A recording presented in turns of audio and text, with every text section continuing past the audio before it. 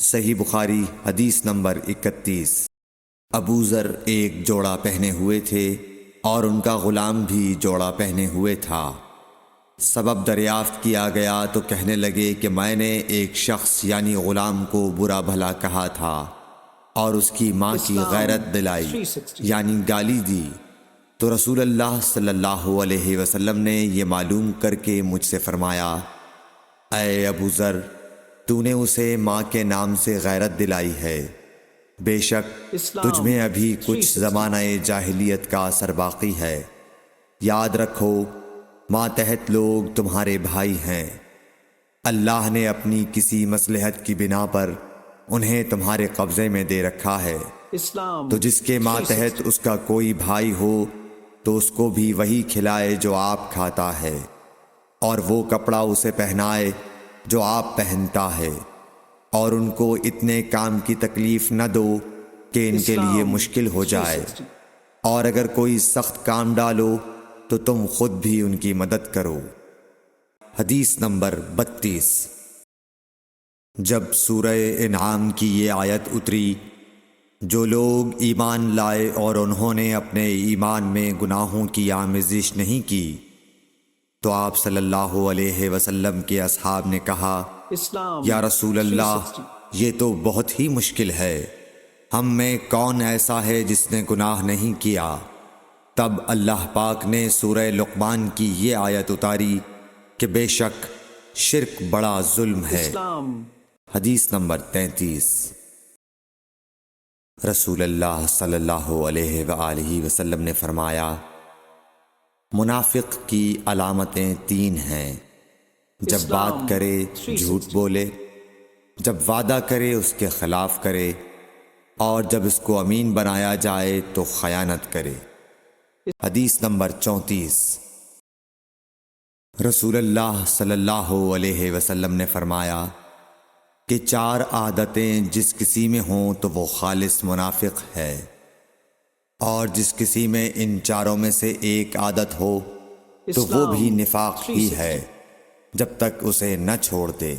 وہ یہ ہیں، جب اسے امین بنایا جائے تو امانت میں خیانت کرے، اور بات کرتے وقت جھوٹ بولے، اور جب کسی سے عہد کرے تو اسے پورا نہ کرے، اور جب کسی سے لڑے تو گالیوں پر اتر آئے۔ حدیث نمبر 35۔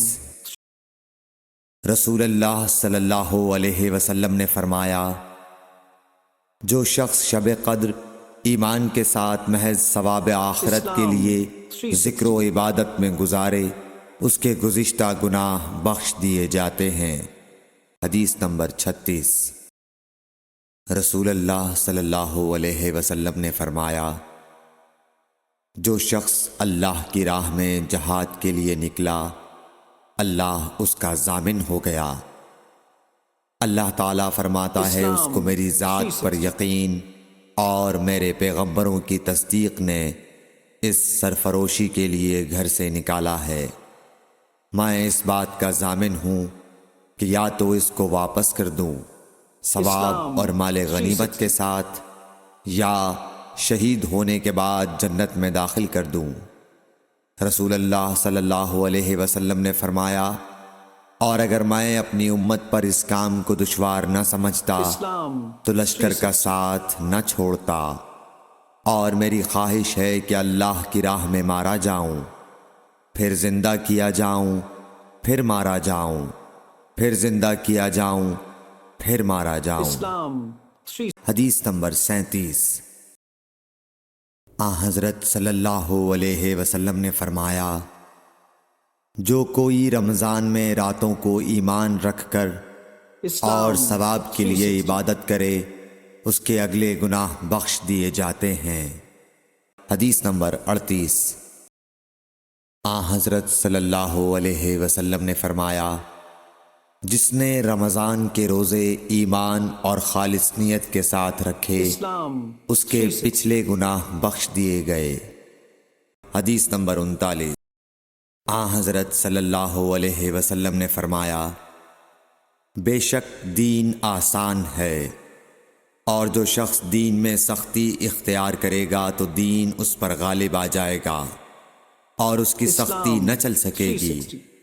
بس اس لیے اپنے عمل میں پختگی اختیار کرو اور جہاں تک ممکن ہو میانہ روی برتو، اور خوش ہو جاؤ کہ اس طرز عمل سے تم کو دارین کے فوائد حاصل ہوں گے۔ اور صبح اور دوپہر اور شام اور کسی قدر رات میں عبادت سے مدد حاصل کرو۔ نماز 5 وقتہ بھی مراد ہو سکتی ہے کہ پابندی سے ادا کرو۔ حدیث نمبر 40۔ رسول اللہ صلی اللہ علیہ وسلم جب مدینہ تشریف لائے تو پہلے اپنی نانہال اترے جو انصار تھے، اور وہاں آپ نے 16 یا 17 ماہ بیت المقدس کی طرف منہ کر کے نماز پڑھی، اور آپ کی خواہش تھی کہ آپ کا قبلہ بیت اللہ کی طرف ہو۔ جب بیت اللہ کی طرف نماز پڑھنے کا حکم ہو گیا تو سب سے پہلی نماز جو آپ نے بیت اللہ کی طرف پڑھی عصر کی نماز تھی۔ وہاں آپ صلی اللہ علیہ وسلم کے ساتھ لوگوں نے بھی نماز پڑھی۔ پھر آپ کے ساتھ نماز پڑھنے والوں سے ایک آدمی نکلا اور اس کا مسجد بنی حارثہ کی طرف گزر ہوا تو وہ لوگ رکوع میں تھے۔ وہ بولا کہ میں اللہ کی گواہی دیتا ہوں کہ میں نے رسول اللہ صلی اللہ علیہ وسلم کے ساتھ مکے کی طرف منہ کر کے نماز پڑھی ہے۔ یہ سن کر وہ لوگ اسی حال میں بیت اللہ کی طرف گھوم گئے، اور جب رسول اللہ صلی اللہ علیہ وسلم بیت المقدس کی طرف منہ کر کے نماز پڑھا کرتے تھے، یہودی اور عیسائی خوش ہوتے تھے، مگر جب آپ نے بیت اللہ کی طرف منہ پھیر لیا تو انہیں یہ امر ناگوار ہوا۔ زہیر ایک راوی کہتے ہیں کہ ہم سے ابو اسحاق نے برا سے یہ حدیث بھی نقل کی ہے کہ قبلہ کی تبدیلی سے پہلے کچھ مسلمان انتقال کر چکے تھے، تو ہمیں یہ معلوم نہ ہو سکا کہ ان کی نمازوں کے بارے میں کیا کہیں۔ تب اللہ نے یہ آیت نازل کی، وَمَا كَانَ اللَّهُ لِيُضِيعَ إِيمَانَكُمْ، سورہ بقرہ آیت نمبر 143۔